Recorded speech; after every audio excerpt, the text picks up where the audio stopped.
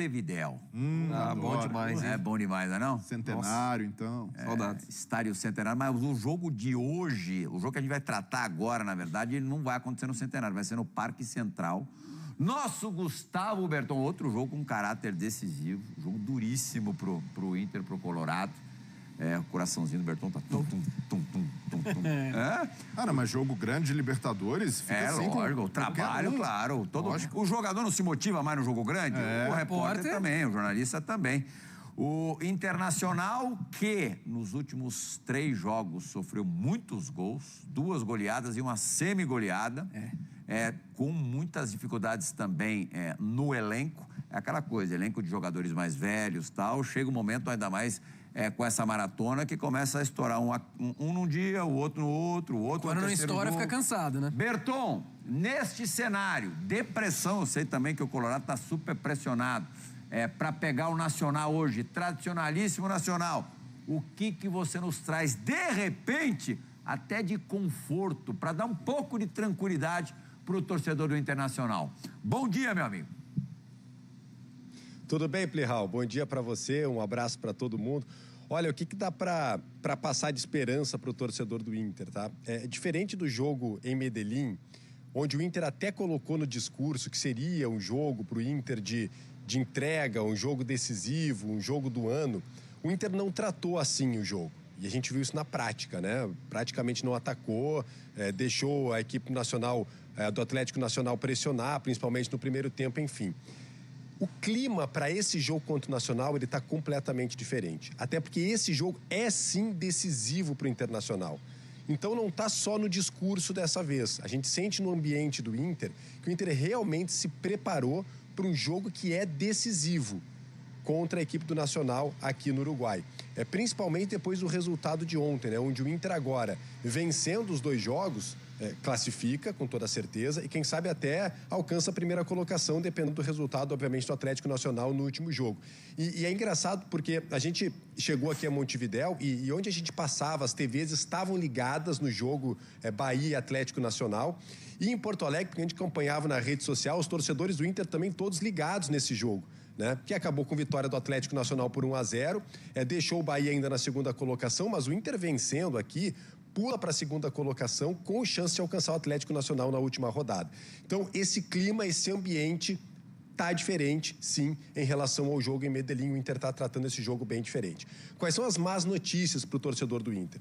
O Inter tentou até o último momento trazer aqui para o Uruguai Borré e Carboneiro, os 2 jogadores que vêm se recuperando de lesão. Eles treinaram durante a semana, fizeram testes ontem, antes da saída do Inter de Porto Alegre, mas acabaram não vindo com a delegação, não estão inscritos nessa partida e não vão participar do jogo. O Inter espera, sim, contar com esses 2 jogadores no jogo decisivo contra o Bahia, no estádio Beira-Rio, aí inteiros e com mais ritmo de jogo.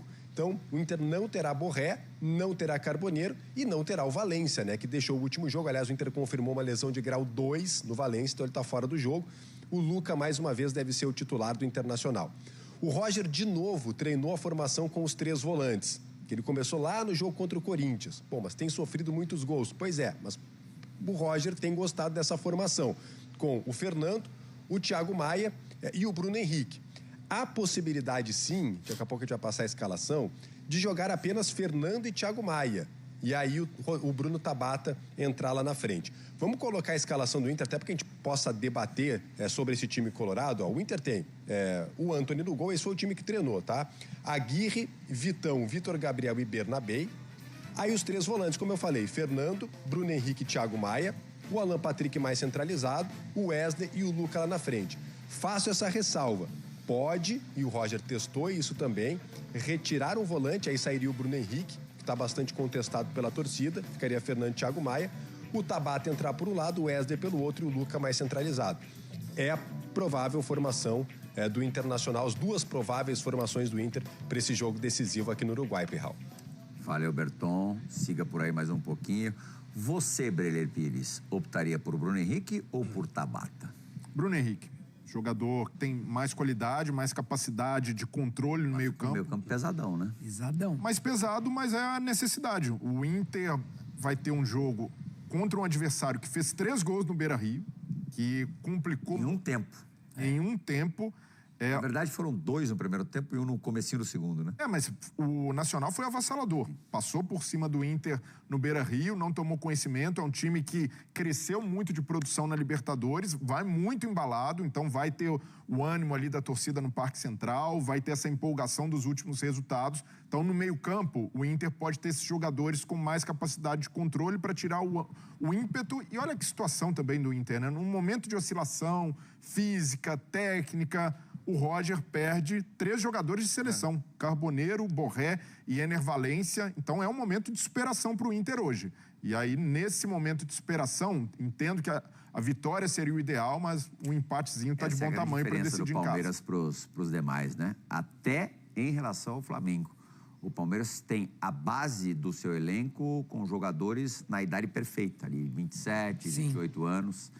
Jogador acima de 30 não tem jeito, por mais que se cuide, por menor histórico médico que tenha, uma hora, ainda mais nesse ritmo que a gente está esse ano por conta do Super Mundial, jogos mais próximos uns dos outros, vai arrebentar. É o mandamento da Leila Plihal. Não contratamos jogadores para se aposentarem no Palmeiras. Então, ela é meio radical no discurso, mas isso diz muito sobre como o Palmeiras encara uma temporada difícil e o calendário do futebol brasileiro. E agora que os jogos vão ficando mais decisivos, o Roger não tem algumas das suas principais armas. E eu diria mais até do que a questão de lesões, fisicamente dentro dos jogos, acho que o Inter tem sentido dificuldade. Ele tá bem exausto, então, nítido, então, Thiago Maia cansado. Exato, então o campo mesmo tem mostrado isso, e tô com o Breler, eu também iria de Bruno Henrique, até pensando no momento defensivo do Inter, né, sofrendo tantos gols, talvez ser um time talvez um pouco mais cauteloso, com a opção de ter o Tabata ao longo da partida.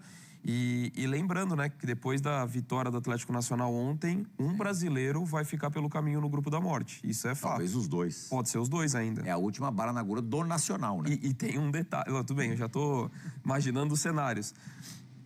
Se eventualmente um for para a Sul-Americana, você pode ter um Grenal na repescagem ou um Bavi na repescagem também. Por conta da vitória ontem. Exatamente. O triunfo do Vitória contra o Cerro Largo pode ocorrer. Você mas eu vou um forfezinho também, né? eu vou discordar dos meus colegas, viu? Eu iria com o Tabata. Eu iria. Porque assim, o Bruno Henrique não vem bem nos últimos jogos. É nítido. Não vem bem no Brasileirão, não vem bem. Também não. Mas assim, você precisa também propor alguma coisa no setor ofensivo. Você já não tem o Valencia, você não tem o Borré, não tem o Carboneiro.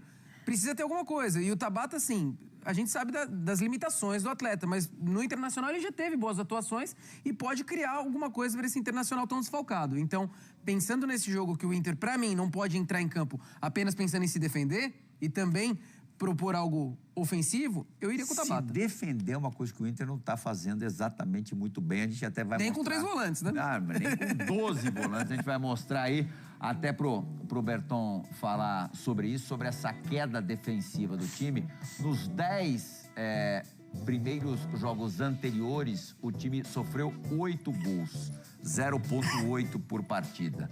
Antes dessa sequência terrível aí, tomando goleada atrás de goleada, o Inter tomava menos de 1 gol por jogo nas 10 partidas anteriores. Depois disso, foram 11 em 3 jogos. Tomou 4 do Corinthians, 3 do Atlético Nacional e 4 do Botafogo, dá uma média de quase 4 por jogo, 3,67. Você, Berton, que está sempre muito atento aos detalhes do Internacional, atribui essa queda brusca de rendimento defensivo a algum ponto em especial? Olha, Plihal, um ponto que o Inter tem tocado muito nesses últimos jogos é não só o desgaste físico, como vocês comentavam, mas também o desgaste mental dos jogadores. O Inter fez um esforço muito grande para vencer o Campeonato Gaúcho. Não podia dar o octa para o Grêmio, era um título que o Inter não conquistava há bastante tempo, e o Inter mobilizou muito o grupo para isso.